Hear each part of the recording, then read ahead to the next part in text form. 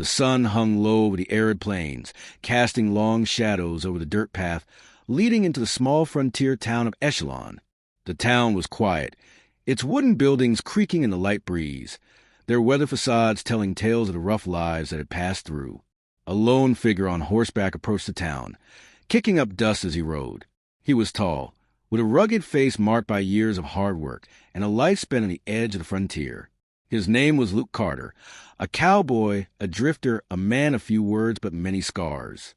Luke had spent most of his life chasing the horizon, moving from one dusty town to the next, never staying long enough to form any real attachments.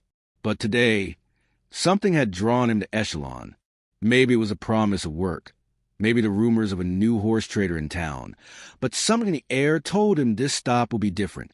As he entered the town, the streets were empty, save for a few tumbleweeds rolling past and a dog lying lazily in the sun. Luke's eyes scanned the horizon before he spotted the small, makeshift corral at the edge of the town. A man was standing outside, leaning on the fence, a cigar dangling from his lips. Luke could tell by the man's worn coat and boots that he had seen his share of trouble. "You the one selling horses?" Luke called out as he dismounted and tied his horse to a nearby post. The man turned, his eyes narrow. "Ain't nobody else in town selling 'em, are they?" he replied with a wry grin. "Name's Jim. These here are the last of M." Luke approached, eyes scanning the 3 fillies standing in the corral. They were small, barely old enough to be of any real use.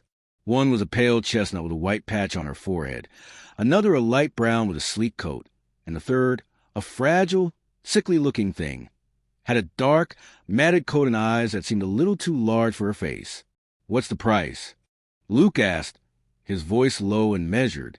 Jim took a long drag from his cigar before exhaling a cloud of smoke. "You're looking at 140 cents for the 3. Not much, I know, but they ain't much either." Luke's eyes narrowed as he inspected the horses more closely. The strong ones were nothing special, just another set of poorly bred animals destined for hard labor. But the weak one, the dark filly with the sad eyes, intrigued him. There was something about her, something beneath that sickly exterior that called out to him. "I'll take 'em," Luke said after a long pause. Jim's eyes widened in surprise. "You sure? She ain't much." Luke cut him off. "I'll take 'em all. 140 cents, right?" Jim hesitated, then nodded. "A deal's a deal." With the horses loaded into a makeshift cart, Luke guided them down the dusty trail that led out of Echelon. He had no real destination in mind, just the open range ahead, where the wind was free and the land stretched on forever. As the sun set behind them, painting the sky in hues of orange and red, Luke couldn't help but glance over at the 3 fillies.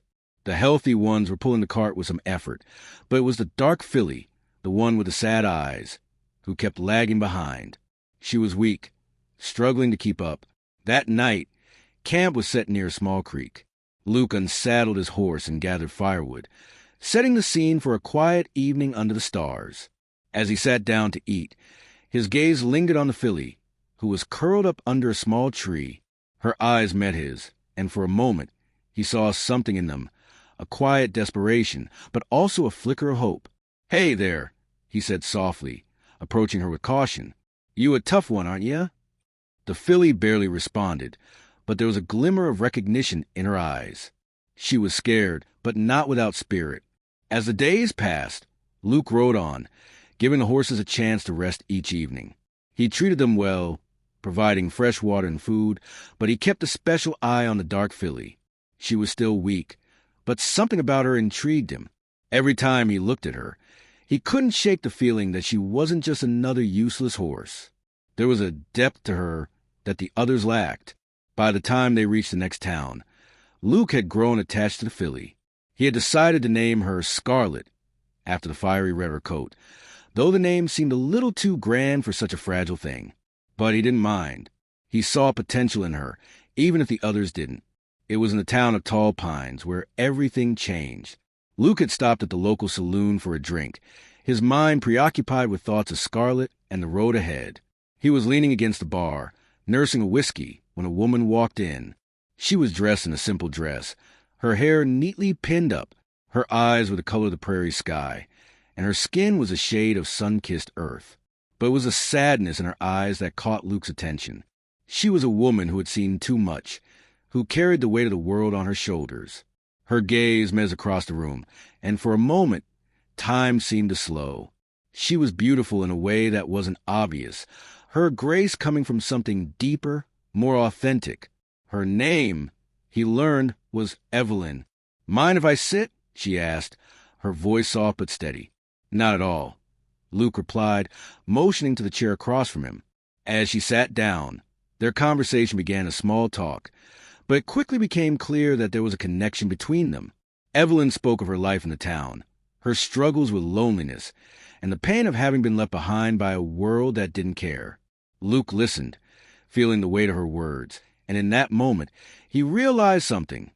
For the first time in his life, he didn't want to be alone anymore. There was something about Evelyn's vulnerability, her strength in the face of hardship, that drew him in. Over the course of several weeks, their bond grew stronger. Luke found himself coming back to Tall Pines more often, and the time spent with Evelyn filled a void he hadn't even known existed. They would ride together through the open plains, their shared moments bringing them closer than either could have anticipated. But as the days passed, Luke began to notice a change in Scarlett. She was growing stronger, more confident. Her eyes were no longer filled with fear, but with a quiet strength, as though she had found something within herself that even Luke hadn't seen before. One fateful evening, as Luke and Evelyn sat by the campfire, the truth came out. Evelyn looked at him with an intensity that he hadn't seen before. "Luke, there's something I need to tell you," she said, her voice shaking slightly. "The horses you bought, especially Scarlett, she's not just any horse. She's a purebred mare, one of the finest bloodlines in the West." Luke blinked in disbelief. "What are you talking about? She was the weakest one in the bunch." Evelyn nodded, her eyes softening. "She's not just weak, Luke. She's been hiding the truth. She was meant for great things, but she was abandoned. Those other horses. She wasn't supposed to be with them. But she found you, and now you have a chance to change everything." Luke sat back, stunned. "But why didn't anyone say anything?"